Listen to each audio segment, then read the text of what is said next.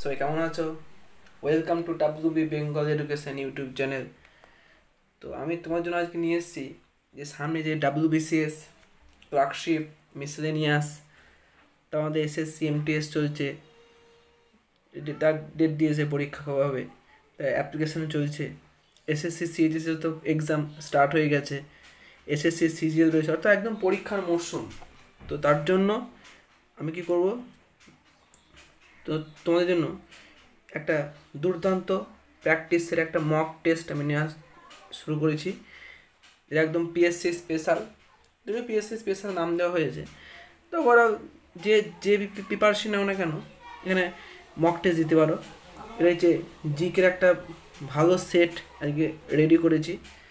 আজকে যে সেটের যে কোয়েশ্চেনগুলো নিয়েছি, সেই কোয়েশ্চেনগুলো নেওয়া হয়েছে বিগত সালে আমাদের স্টেটের যে সবথেকে বড় এক্সাম ডাব্লিউবিসিএস।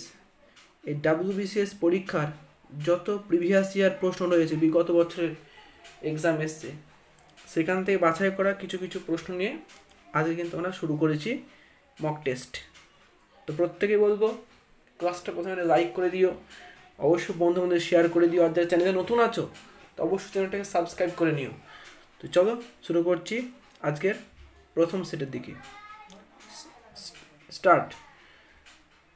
আজকে দেখছো আমরা যে সেটটা করছি, আজকে হচ্ছে সেট নম্বর 1 করছি আমরা, সেট নম্বর 1 আমরা আছে আজকে। তো চলো শুরু করা যাক। আমাদের যে প্রথম প্রশ্ন, তো দেখতে পাচ্ছ প্রথম প্রশ্ন কি দিয়েছে, যে মানুষের আবিষ্কৃত প্রথম ধাতুর নাম কি? দেখতে পাচ্ছ কোয়েশ্চেনটা, যে মানুষের আবিষ্কৃত প্রথম ধাতু, অর্থাৎ মানুষ প্রথম কোন ধাতুর ব্যবহার প্রথম শুরু করেছিল? অবশ্যই এর উত্তর হবে তামা। এটা ব্যবহার কিন্তু মানুষ প্রথম শুরু করেছিল। তামার চিহ্ন কি? অনেকে এই সিইউ দিয়ে লেখা, অর্থাৎ এটাকে কপার, সেটাকে আমরা কিন্তু তামা বলি। সেক্ষেত্রে কিন্তু অপশন এ হবে সঠিক উত্তর। এই যে প্রাচীন ভারতের সভ্যতার ক্ষেত্রে যদি দেখতে যাও, তো প্রথম আমরা যে সভ্যতাটা পাই হচ্ছে সিন্ধু সভ্যতা। সেই সিন্ধু সভ্যতার কিন্তু এই লোহা বলো, দস্তা, অ্যালুমিনিয়াম, এদের কোনো ব্যবহার পাওয়া যায় না, তামার ব্যবহার পাই। তাই নাকি সিন্ধু সভ্যতার অপর নাম হলো তাম্রপ্রস্তর যুগের সভ্যতাও কিন্তু বলা হয়ে থাকে। আমরা এক্সট্রা কিন্তু ডিসকাস করে দিচ্ছি। এখানে আমরা কি বলি, আমরা হচ্ছে তাম্রপ্রস্তর যুগের সভ্যতা বলি। এবং সিন্ধু সভ্যতার পরবর্তীকালে যে সভ্যতা আমরা পাই সেটা হচ্ছে বৈদিক সভ্যতা। তারপরে তামার পর ধীরে ধীরে আমরা জানি লৌহ যুগ এলো। এই একটা প্রশ্ন পরীক্ষাতে আসে যে মানুষ এই তামার সঙ্গে টিন মিশিয়ে, এই যে তামার সঙ্গে যে টিন মিশিয়ে কোন ধাতু তৈরি হয়, তোমরা কিন্তু আমাকে প্রত্যেকে কমেন্টে জানাবে যে তামার সঙ্গে টিন মিশিয়ে মানুষ কোন ধাতু আবিষ্কার করে শুরু করেছিল, বা তামার সঙ্গে টিন মিশিয়ে কোন ধাতু তৈরি হয়, এটা তোমরা কিন্তু অবশ্যই কমেন্টে জানাও। তো প্রথম প্রশ্ন কমপ্লিট। আমরা দ্বিতীয় কোশ্চেন দিকে যাই। দেখো হচ্ছে রাজতরঙ্গিনী কার লেখা? রাজতরঙ্গিনী কার লেখা? এই যে প্রাচীন ভারতের একটা বিশিষ্ট জায়গা হয়েছে এই বুকস অ্যান্ড অথর্স। এটা একদম ভিভিআই কোয়েশ্চেন একটা বলতে গেলে দুর্দান্ত প্রশ্ন। মানে এই যে টপিক থেকে প্রশ্ন কিন্তু প্রত্যেক পরীক্ষাতে রিপিট হয়, তাই প্রত্যেকেও এই টপিকটা কিন্তু ভালো করে পড়ে রেখো, যে প্রাচীন ভারতের ক্ষেত্রে ইতিহাসের ক্ষেত্রে ইতিহাস নির্ভর কে কোন বই লিখেছে। দেখো তাহলে এই যে রাজতরঙ্গিনী, এই বইটা কে লিখলেন? এই বইটা লিখেছেন কলহন। তিনি একজন কাশ্মীরি পণ্ডিত ছিলেন এই কলহন। তাই বাকিদের বইগুলো কি, কৌটিল্য। এই কৌটিল্য লেখা বই হচ্ছে অর্থশাস্ত্র। কৌটিল্য কোন বই লিখলেন? তিনি কিন্তু অর্থশাস্ত্র বইটা লিখলেন, ঠিক আছে। মেগাস্থিনিস এর লেখা বই হচ্ছে আমরা ইন্ডিকা পাবো, মেগাস্থিনিস লেখা বই ইন্ডিকা। এই মেগাস্থিনিস কার দরবারে এসেছিলেন? তিনি এসেছিলেন চন্দ্রগুপ্ত মৌর্য, সঙ্গে আমরা সিএম লিখছি। তিনি চন্দ্রগুপ্ত মৌর্যের দরবারে কিন্তু ভারতবর্ষে এসেছিলেন, ঠিক আছে। আর এই কৌটিল্যর আসল নাম হচ্ছে বিষ্ণুগুপ্ত। এটা মাথা রেখে যেটা পরীক্ষাতে এসেছিল, যে কৌটিল্যের আসল নাম হলো বিষ্ণুগুপ্ত। রাজতরঙ্গিনী কার পেলাম? কলহনে পেলাম।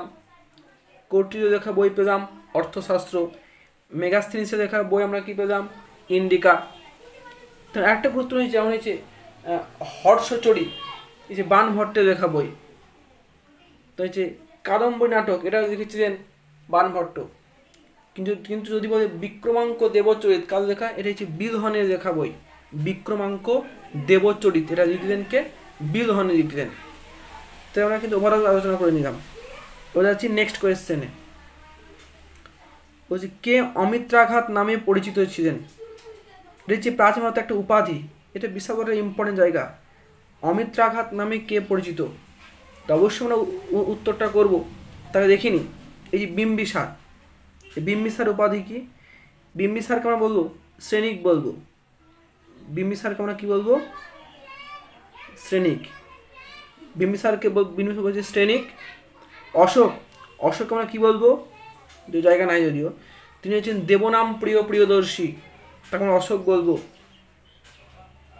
ইনি হচ্ছেন যে মৌর্য বংশ, সেই মৌর্য বংশের সর্বশ্রেষ্ঠ শাসক অশোক ছিলেন। এই অশোকের সময়কালে হয়েছে আমাদের জানি যে 250 খ্রিস্টপূর্বাব্দে কি তৃতীয় বৌদ্ধ সম্মেলন, যেটা পাটলিপুত্র হয়েছিল, অশোকের রাজত্বকালে হয়েছিল। কালাশোক, বুঝতে পারছো, ইনি হচ্ছেন শিশুনাগ বংশে একজন উল্লেখযোগ্য শাসক বলবো, কালাশোক বা কাকবর্ণ বলা হয়। তো এই কোশ্চেনে অমিত্রাঘাত উপাধি কার? এটা হচ্ছে বিন্দুসার উপাধি। অমিত্রাঘাত কার উপাধি? অমিত্রাঘাত হলো, এটা হলো বিন্দুসারের উপাধি, হলো অমিত্রাঘাত। উত্তর হবে বিন্দুসার। ইনিও কিন্তু মৌর্য বংশের একজন শাসক, এই বিন্দুসার। চলো নেক্সট কোশ্চেন দিকে যাই আমরা এবার। যে বাবরনামার লেখক কে? তাহলে এই বাবরনামা যে গ্রন্থটা, কে লিখেছিলেন? বাবরনামা গ্রন্থটা কে লিখলেন? অবশ্যটা বাবরের লেখা বই। মানে এটা হচ্ছে কি নিজের জীবন কথা নিজেই লিখেছিলেন, এটা হচ্ছে আত্মজীবনীমূলক বই।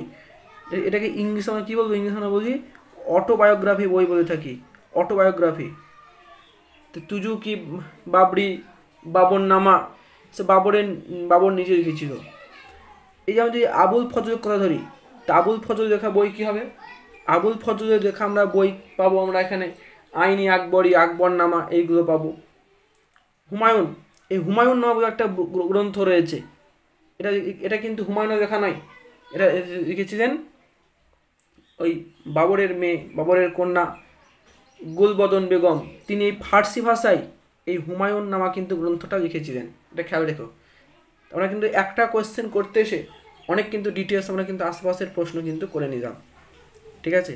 আর এই বাবরকে আমরা কী বলবো? বাবর হচ্ছেন মোঘল সাম্রাজ্যের প্রতিষ্ঠাতা, অর্থাৎ 1526 সালে পানিপথের প্রথম যুদ্ধে দিল্লির শেষ সুলতান কে ছিলেন? ইব্রাহিম লোদি। তিনি ইব্রাহিম লোদিকে পরাস্ত করার পর তিনি দিল্লিতে মোঘল সাম্রাজ্যের প্রতিষ্ঠা করেছিলেন। তাই আমরা অনেক ডিটেলস জানলাম। বাবরনামার গ্রন্থের লেখককে? অবশ্যই বাবর নিজে। চলো নেক্সট কোয়েশ্চেন। আরবিআই কবে স্থাপিত হয়? এই কোয়েশ্চেন আমরা নিচে, আমরা এটা ইকোনমির একটা প্রশ্ন। আরবিআই, তো প্রথমে জানবো যে এই আরবিআইয়ের ফুল ফর্ম কী। এই যে টার্ম হচ্ছে আরবিআই, এই আরবিআইয়ের ফুল ফর্ম কী? এটা হচ্ছে রিজার্ভ ব্যাঙ্ক অফ ইন্ডিয়া। আরবিআইয়ের ফুল ফর্ম হচ্ছে রিজার্ভ ব্যাঙ্ক অফ ইন্ডিয়া। ভারতের একটা কেন্দ্রীয় ব্যাঙ্ক, ভারতের এটা সেন্ট্রাল ব্যাঙ্ক বলা হয় আরবিআইকে। তো আরবিআই তো মনে করে সাল দিয়েছে কবে প্রতিষ্ঠা হয়? 1935, 1947, 1949 না 1950? প্রথম বলবো যে আরবিআই প্রতিষ্ঠা হয়েছিল 1935 সালে। 1935 সালের ডেটটা হচ্ছে 1 এপ্রিল। 1 এপ্রিল এই আরবিআই প্রতিষ্ঠা হয়েছিল। এবং আরবিআইয়ের প্রথম গভর্নর থেকে কে ছিলেন? আরবিআই যিনি প্রধান তাকে গভর্নর বলা হয়। এটা ফুড এসআই এসেছিল 2014 সালে, যে নেক্সট আগে ফুড এসআই হয়েছিল। এবং এই আরবিআইয়ের প্রথম গভর্নর যদি বলা হয়, তিনি হচ্ছেন স্যার অসবর্ন স্মিথ, আরবিআইয়ের প্রথম গভর্নর। আর আরবিআইয়ের প্রথম ভারতীয় গভর্নর থেকে, প্রথম ভারতীয় গভর্নর হলেন সিডি দেশমুখ, প্রথম ভারতীয় গভর্নর। আর এখন আরবিআই এখন বর্তমান গভর্নর কে আছেন? শক্তিকান্ত দাস, তিনি হচ্ছেন আরবিআইয়ের 25তম গভর্নর, এই শক্তিকান্ত দাস। আর আরবিআইকে জাতীয়করণ করা হয়েছিল, এই যেটা অপশন সি দেখতে পাচ্ছি, 1949 সালে। এই সালে কিন্তু আরবিআই জাতীয়করণ করা হয়। এরা ভারতের একদম কেন্দ্রীয় ব্যাংক, একে ব্যাংকার্স ব্যাংক বলে আরবিআইকে। 1947 জানুয়ারি ভারত স্বাধীন হয়েছিল। 1950 বই দেখি বুঝতে হচ্ছে এই সালটা। এছাড়া কী হয়েছে গুরুত্বপূর্ণ সাল কি এটা? এই সালে আমাদের ভারতের যে সংবিধান ওটা কার্যকরী হয়েছিল। চলো নেক্সট কোয়েশ্চেন দিকে বেরিয়ে যাবো আমরা। বলছে প্রথম পঞ্চবার্ষিকী পরিকল্পনা শুরু হয় কবে? প্রথম পঞ্চবার্ষিকী পরিকল্পনা কবে শুরু হয়? এই প্রথম পঞ্চবার্ষিকী পরিকল্পনার ডেটটা আমরা দেখি, আমরা অপশান থেকে বার করবো। যেমন 1948 সালে আমি কথা ধরি, যে প্রথম যে অপশানটা যেটা রয়েছে 1948 সাল, এখানে কি দেখবো? মানে প্রথম কিন্তু ইন্ডাস্ট্রিয়াল পলিসি, প্রথম শিল্পনীতি আনা হয়েছে 1948 সালে। 1947 দেখেই বুঝতে হচ্ছে, বলার কিছু নাই, ভারতবর্ষ স্বাধীন হয়েছিল 1947 সালের 15 আগস্ট। এবং প্রথম পঞ্চবার্ষিকী পরিকল্পনা শুরু হয়েছিল, অ্যাকচুয়ালি কোয়েশ্চেনটার উত্তর হয়েছে সি, 1951 সালে। এই 1951 সালে প্রথম পঞ্চবার্ষিকী পরিকল্পনা শুরু হয়েছিল, এবং এটা শেষ হয়েছে কবে? শেষ হয়েছিল এই সালে 1956 সালে গিয়ে শেষ হয়। মানে প্রথম যে পঞ্চবার্ষিকী পরিকল্পনা, এর সময়কাল হচ্ছে 1951 থেকে 56 সাল, এর হচ্ছে প্রথম পঞ্চবার্ষিকীর সময়কাল। এবং এই প্রথম পঞ্চবার্ষিকী পরিকল্পনা যে মডেলটা, মানে যে মডেলের উপর ভিত্তি করে এটা করা হয়েছিল, সেটা কি? সেটা হচ্ছে হ্যারড ডোমার মডেল। লিখে রাখো, পরীক্ষার জন্য গুরুত্বপূর্ণ। হ্যারড ডোমার মডেল, এই যে মডেল, এই মডেলের উপর ভিত্তি করে কিন্তু তৈরি হয়েছিল এই প্রথম পঞ্চবার্ষিকী পরিকল্পনা। তো নেক্সট কোয়েশ্চেন হচ্ছে নিউটনকে আবিষ্কার করেন। নিউটন, সায়েন্স একটা প্রশ্ন রেখেছি, নিউটনকে আবিষ্কার করেন, এটা আবিষ্কার করেছিলেন কে? উত্তর হবে জেমস স্যাডউইক। স্যাডউইক তিনি নিউট্রন কণা আবিষ্কার করলেন। সালটা কত? সালটা লিখে রাখো, সালটা হচ্ছে 1932 সাল। 1932 সালে জেমস স্যাডউইক তিনি নিউট্রন কণা আবিষ্কার করেছিলেন। এই দেখতে হচ্ছে অপশন ডিতে রয়েছে টমসন, তিনি কিন্তু ইলেকট্রন আবিষ্কার করেছেন। ইলেকট্রনকে এই ডিসকাস করা হয়, তিনি ইলেকট্রন আবিষ্কার করেছিলেন। নিলস বোর, এটা হচ্ছে বোরের তত্ত্ব, অ্যাটমিক মডেল বাবা।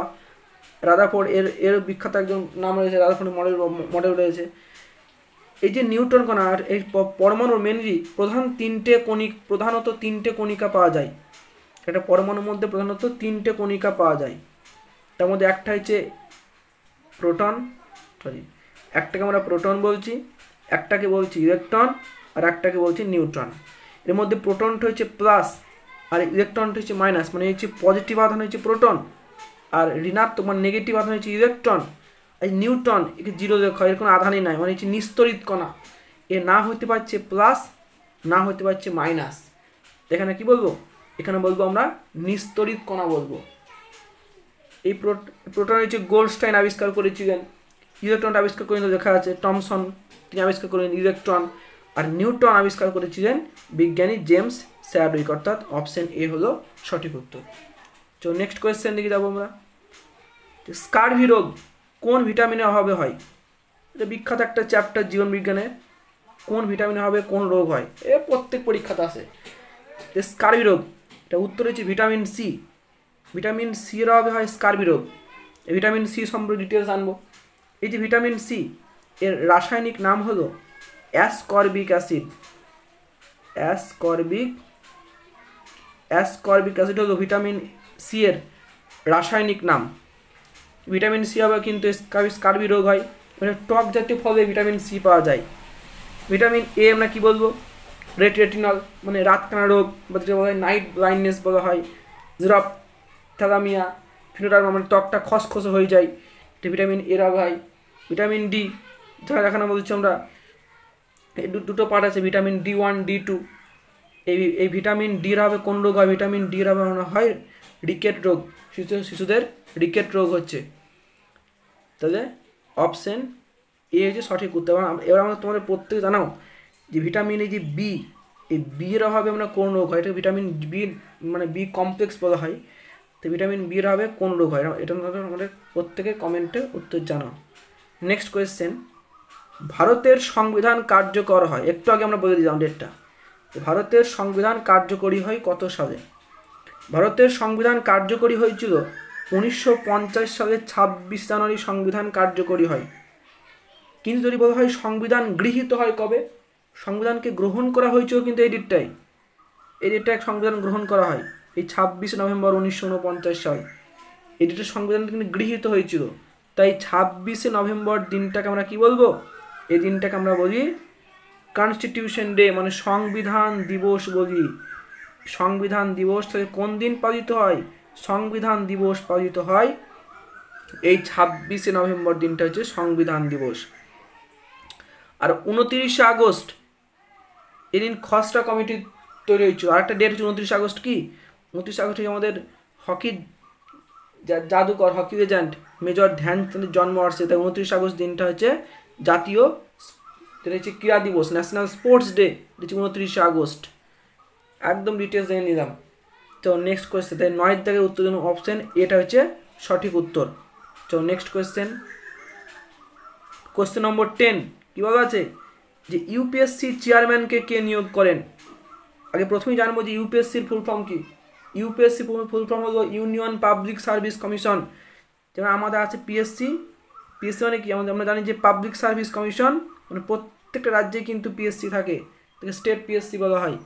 আমাদের এই যেমন তোমাদের WBCS, food SI, clerkship, miscellaneous, এই যে পরীক্ষা, এই পরীক্ষা প্রত্যেক কিন্তু পিএসসি কন্ডাক্ট করে।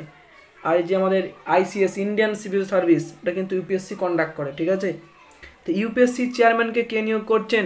ইউপিএসসি চেয়ারম্যান নিয়োগ করছেন রাষ্ট্রপতি নিয়োগ করছেন।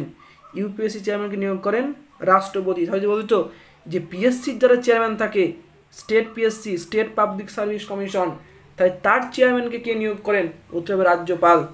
ঠিক আছে, তো উত্তর আমরা কী করবো? উত্তর আমরা করবো রাজ্যপাল করব।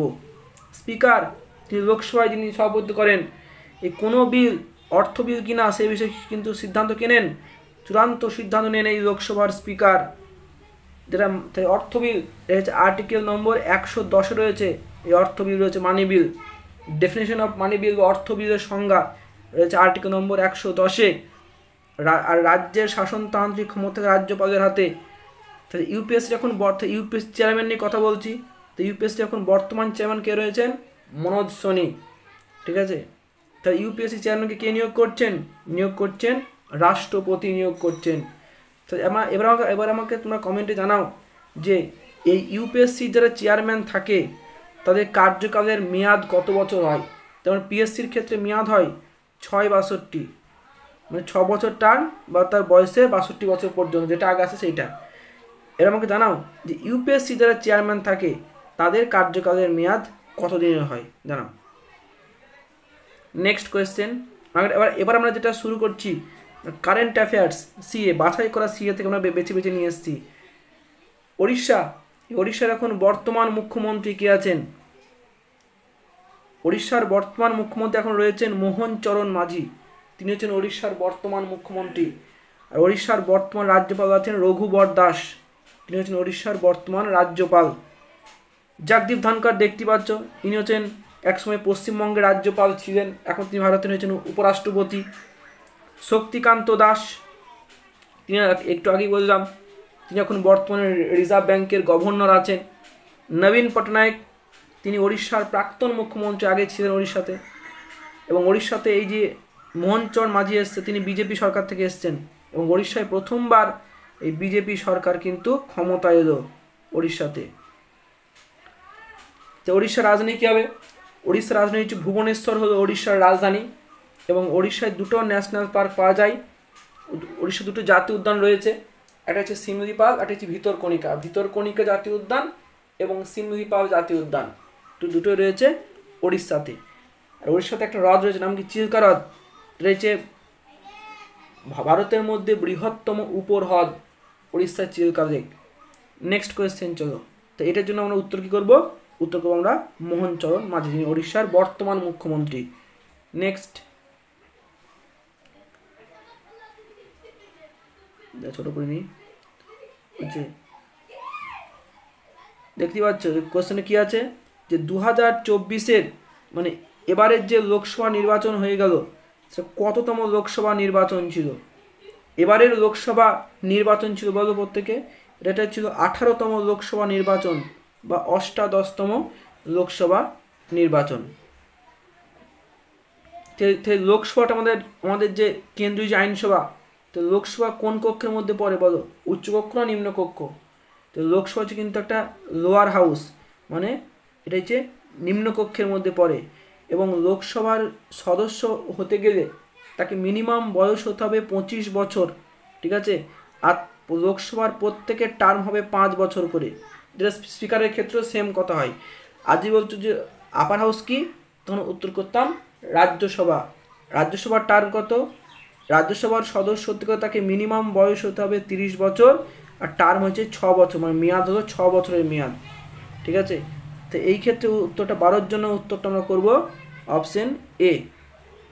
চলো নেক্সট কোয়েশ্চেন, যে পশ্চিমবঙ্গের এখন স্টাফ সিলেকশন কমিশন, যেমন সেন্ট্রাল স্টাফ সিলেকশন কমিশন আছে, তেমনি পশ্চিমবঙ্গের স্টাফ সিলেকশন কমিশনে এখন বর্তমান চেয়ারম্যান কে আছেন?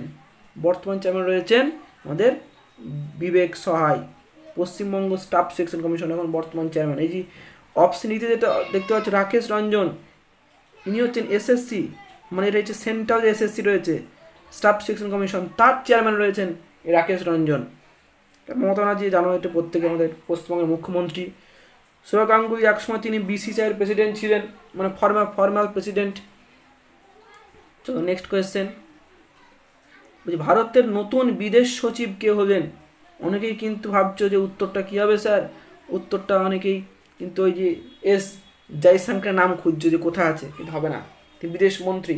এখানে কী দিয়েছে, বিদেশ সচিব টার্ম ইউজ করা আছে, বিদেশ সচিব কে আছেন? সেক্ষেত্রে উত্তর আমরা করবো অপশন সি, বিক্রম মিস্ত্রি, তিনি হচ্ছেন ভারতের এখন বর্তমান বিদেশ সচিব। তো নরেন্দ্র মোদীকে বুঝতেই পারছো, উনি একজন প্রধানমন্ত্রী, এই নিয়ে তিনি পরপর 3 বার প্রধানমন্ত্রী হলেন।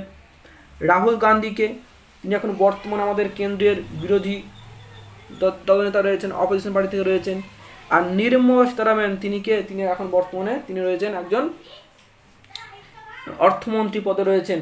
এই নির্মলা সীতারামন তিনি আগে হচ্ছেন, এখনও রয়েছেন। নেক্সট কোয়েশ্চেন বলছে ঝাড়খণ্ডের বর্তমান মুখ্যমন্ত্রী কে রয়েছেন? ঝাড়খণ্ডে এখন বর্তমান মুখ্যমন্ত্রী কে রয়েছেন? অবশ্যই উত্তর আমরা করব চম্পই সোরেন, ঝাড়খণ্ডে এখন বর্তমান মুখ্যমন্ত্রী চম্পই সোরেন। এই যে রঘুবর দাসকে দেখছো, আমরা একটু আগেই বললাম, তিনি আছেন এখন উড়িষ্যার রাজ্যপাল আছেন, এই রঘুবর দাস। এই যে এটা অবশ্যই এটা মানটা মিস্টেক হয়ে গেছে, থাওয়ারচাঁদ গেহলট, তিনি এখন ওই উড়িষ্যার এখন এই কর্ণাটকের রাজ্যপাল আছেন থাওয়ারচাঁদ গেহলট। আর সিদ্ধারামাইয়া, এটা অপশন এতে দেখতে পাচ্ছ, তিনি এখন আছেন কর্ণাটকের মুখ্যমন্ত্রী। তাই ঝাড়খণ্ডে এখন মুখ্যমন্ত্রী পদে কে আছে? অপশন বি, চম্পই সোরেন, মানে অপশন বি হবে সঠিক উত্তর। এই ছিল 15টা এমসিকিউ, একদম টপ লেভেলের এমসিকিউ আমরা নিয়ে এসেছি। তো প্রত্যেকেই বলবো ভিডিও নিশ্চয়ই ভালো লেগেছে, ভালো লাগে ভিডিওটা অবশ্যই এটা লাইক করে দিও, বন্ধুদের মধ্যে শেয়ার করে দিও, আর চ্যানেল নতুন হলে চ্যানেলটাকে সাবস্ক্রাইব করে দিও। দেখা হচ্ছে আবার এই দুর্দান্ত একটা মক টেস্ট নিয়ে পরবর্তী ক্ষেত্রে আবার আসছি নেক্সট কোয়েশ্চেন নিয়ে। দেখা হচ্ছে নেক্সট ভিডিওতে, ততক্ষণ যেন ভালো থেকো, ভালো রেখো, আর দুর্দান্তভাবে প্র্যাকটিস করতে থাকো। চলো টাটা।